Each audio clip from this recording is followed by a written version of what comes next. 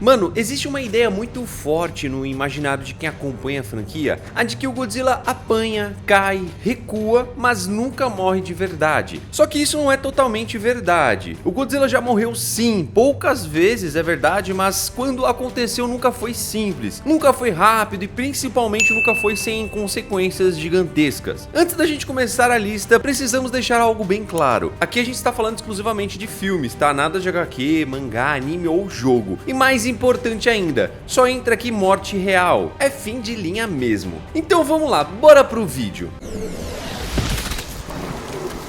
Começando aqui com Godzilla de 1954. No filme, o mundo ainda estava tentando se recuperar das bombas atômicas. O Japão vive um trauma recente, real e ainda aberto. E é nesse contexto que o Godzilla surge. Nesse filme, o Godzilla não é um animal comum que cresceu demais. Ele é uma criatura pré-histórica que vivia nas profundezas do oceano, em um ambiente completamente isolado da superfície. Um ecossistema antigo, extremo, onde a pressão, a radiação natural e as condições eram muito diferentes das que existem hoje. O problema começa quando testes nucleares são realizados no oceano. Essas explosões alteram completamente o corpo dele. A radiação não mata o monstro, ela o transforma. A pele se torna resistente como aço, o metabolismo muda e o Godzilla passa a carregar no próprio corpo a energia que o criou. Quando ele emerge do mar é porque o habitat dele simplesmente deixou de existir. E é por isso que nada funciona contra ele. Tanques disparam, aviões bombardeiam, artilharia pesada é usada e tudo falha porque estão tentando resolver um problema novo com soluções antigas. Eles estão atacando como se aquilo fosse um animal comum. E se você é fã de verdade, você tá ligado que ele não é. O Godzilla de 1954 é praticamente indestrutível por meios convencionais. Ele não sente dor da mesma forma, ele não se cansa, não recua. Ele avança por Tóquio como um desastre natural vivo. E é nesse contexto que o Dr. Daisuke Serizawa revela que desenvolveu algo completamente diferente de uma arma convencional. O destruidor de oxigênio foi pensado para vaporizar todo o oxigênio ao redor dele, removendo suas moléculas, incluindo qualquer oxigênio dentro da estrutura corporal. Assim, o destruidor de oxigênio age quebrando as ligações de oxigênio na água e no próprio Godzilla. Isso desorganiza completamente os processos químicos básicos da vida. Nenhuma célula consegue manter sua estrutura funcionando. Tecidos entram em colapso, organismos literalmente se desfazem e o oceano se torna completamente inabitável. O filme mostra algo muito perturbador. O corpo dele simplesmente começa a se desintegrar lentamente, porque não existe adaptação possível para aquilo. É por isso que o momento é tratado com tanto peso. Serizawa entende que aquela arma resolve o problema do Godzilla, mas cria um problema ainda maior. Se aquela tecnologia existir no mundo, ela pode ser usada contra qualquer forma de vida. Por isso ele toma a decisão final, se sacrificando junto com o destruidor de oxigênio, levando o segredo da arma com ele para o fundo do mar. O Godzilla morre, mas a humanidade entende que para isso acontecer, ela precisou cruzar um limite que nunca deveria ser cruzado. E a real é que se isso acontecesse de verdade, derrotar o Godzilla provavelmente significa destruir a vida como conhecemos no planeta Terra, uma vez que geraria tamanho desequilíbrio no ecossistema, que os oceanos entrariam em colapso, as algas responsáveis pela produção de oxigênio deixariam de cumprir a sua função e a humanidade pereceria lentamente.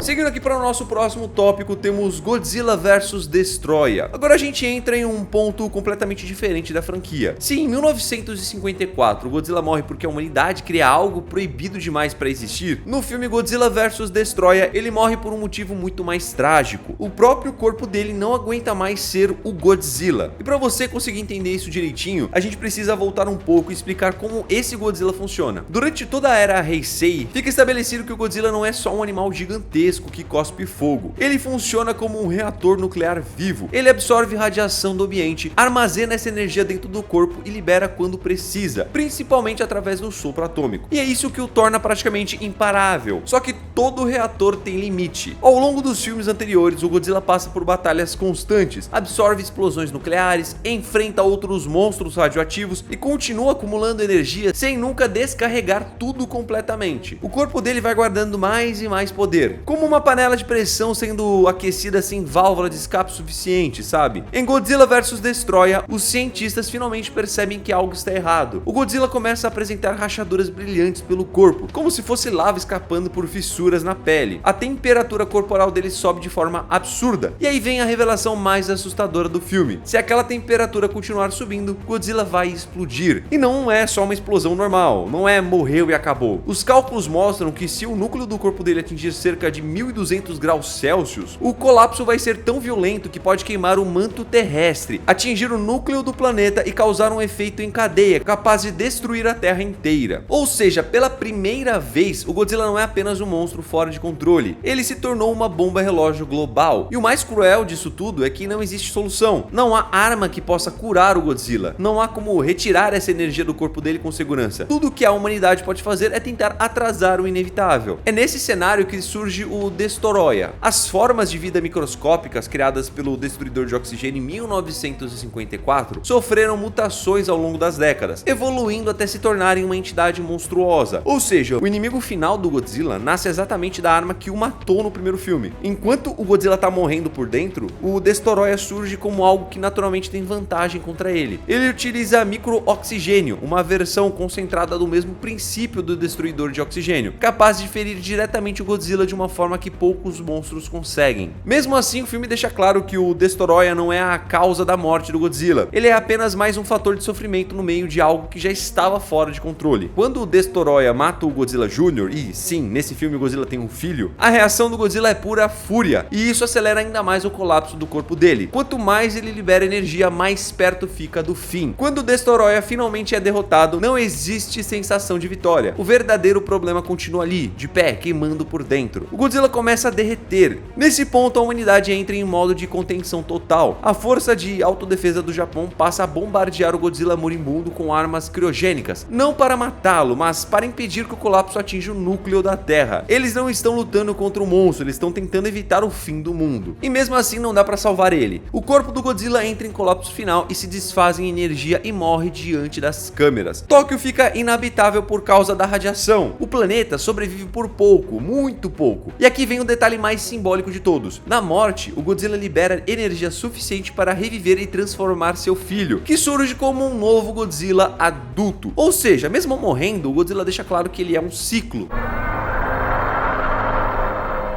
Agora vamos aqui para o filme de 2001, onde temos Godzilla, Mothra e King Ghidorah. Se você acha que já tinha visto tudo, o Godzilla de 2001 traz um conceito inesquecível e completamente insano. Aqui ele não é um animal e nem um reator nuclear. Ele é uma entidade viciosa, alimentada pelas almas das vítimas da Segunda Guerra Mundial. É o Godzilla mais cruel e ameaçador que já pisou na Terra. A batalha final desse filme é algo épico. Depois de enfrentar a Mothra e o King Ghidorah, o Godzilla parece imparável, mas a humanidade usa uma estratégia desesperada. O almirante Tachibana pilota um submersível para dentro da boca do monstro e dispara um míssil perfurante por dentro. O resultado é devastador. O míssil abre uma ferida no pescoço do Godzilla e quando ele tenta disparar seu sopro atômico, a energia explosiva vaza pelo buraco, fazendo o corpo dele entrar em colapso sob sua própria força maciça. O momento final é de cair o queixo. O Godzilla literalmente explode em 1000 pedaços, desaparecendo completamente em uma nuvem de luz e destruição. É uma conclusão definitiva, ou quase. O filme termina com um segredo assombroso. No fundo do oceano, o coração do Godzilla continua batendo sozinho. Ele foi destruído, mas a sua essência lendária permanece como um lembrete terrível de que o mal nunca morre completamente. E agora eu quero saber de você, de verdade, qual dessas mortes foi a mais impactante pra você? E você acha que o Godzilla pode realmente ser eliminado? Ou ele sempre vai voltar de alguma forma? Comenta aí embaixo porque esse papo rende muito, tá? E se você curtiu esse tipo de análise mais profunda, sem fanatismo e sem passar pano pra ninguém, deixa o like, se inscreve no canal e compartilha com aquele amigo que ainda acha que o Godzilla nunca morreu. A gente se vê no próximo vídeo, fique com Deus, um abraço a nós, tchau!